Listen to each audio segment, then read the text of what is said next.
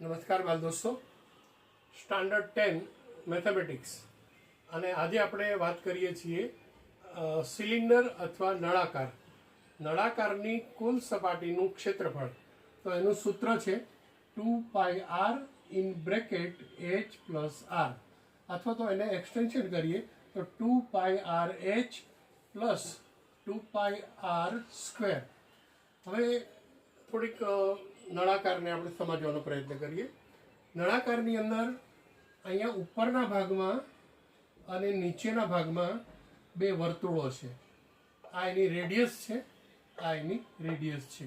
હવે તમે જુઓ તો બે વર્તુળ છે એટલે સ્વાભાવિક રીતે એમાં જરૂર પડે વર્તુળના પરિઘની. તો આ વર્તુળનો પરિઘ છે એને તમે આ ઊંચાઈ વડે ગુણો એટલે આ પાર્ટ આપણને મળી જાય છે. પછી બે વર્તુળ છે, આનો એરિયા આપણે જરૂર પડે. તો વર્તુળના ક્ષેત્રફળ છે, એરિયા ઓફ સર્કલ છે πr સ્ક્વેર, પણ કેટલા છે અહીંયા 2, એટલે કે 1 અને 2 એનો સરવાળો કરો. બે વર્તુળનું ક્ષેત્રફળ અને વર્તુળના પરિઘને ઊંચાઈ વડે ગુણો અને એનો સરવાળો કરો તો તમને મળે છે નળાકારની કુલ સપાટીનું ક્ષેત્રફળ.